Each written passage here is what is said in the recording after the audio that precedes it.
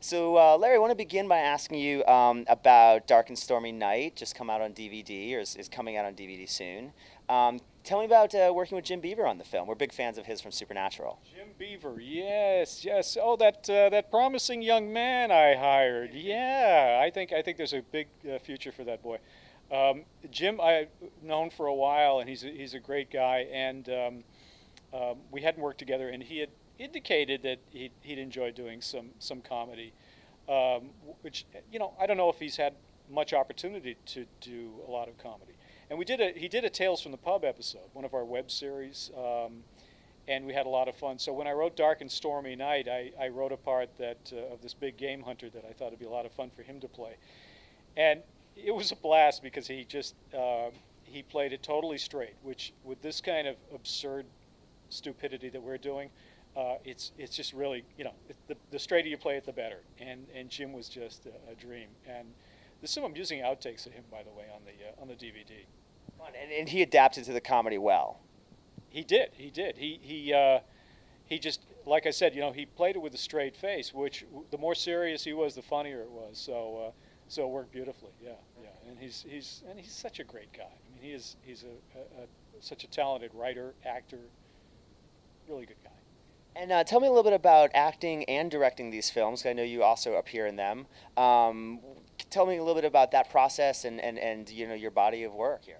Yeah, acting in your own films is not always the best idea. When we did Lost Skeleton and Cadavra, I finally thought, well, why don't I play the scientist? Because I kind of know what he needs to be, and I can sort of, it'd be easier if I do it, and it was my first movie, so that wasn't the brightest thing to do, but it turned out okay, and there were times, I had a storyboard, I was very, very, very prepared, and I think I guess it worked okay.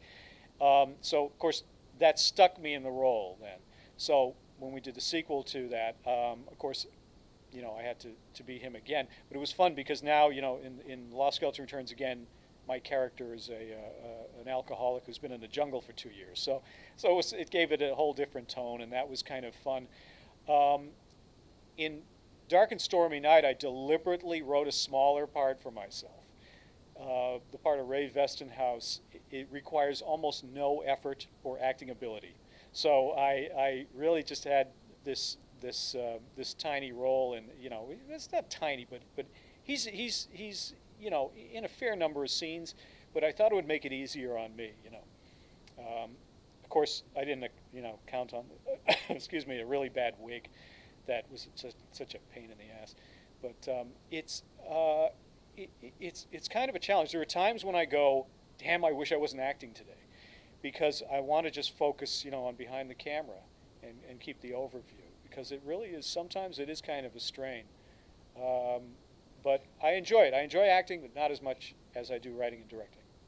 And are you excited now that Lost Skeleton is finally coming out on DVD, and you get a chance to have Dark and Stormy out on DVD? Is it exciting for you to have them coming out? And then also, what kind of commentaries or extras can fans expect on the yeah. DVDs? Yeah, we're very psyched about this release because Shout Factory, who is just, we should have come to Shout Factory earlier, I think, because it was a match made in heaven. Their stuff is quirky and fun.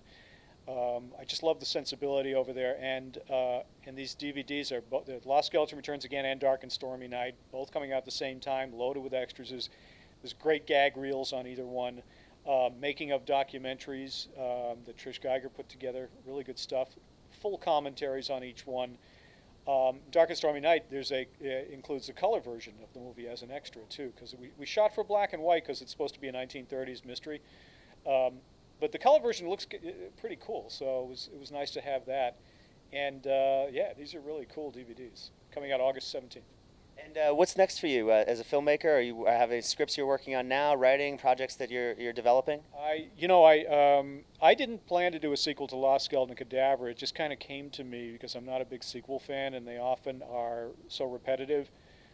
But I felt the idea was new and fresh. This time I have now another new and fresh idea, so I think there might just be a Lost Skeleton 3 in the works. I won't say any more on that because it's all very, very hush-hush. But we also have other projects, a mockumentary called TV Life, which is about the history of television. where we get to show like early 50s shows right up to the present, little snippets and clips so we had to recreate all these styles. That's a mockumentary. Then there's The Restroom, which is an absurdist comedy about 8 people in a diner trying to find this girl that went in a restroom and disappeared. Turns out she didn't exist in the first place. It was a big misunderstanding that snowballs throughout the film. Very absurdist, and these two are kind of different for us. They're not in quite the movie spoof mode that we've been in.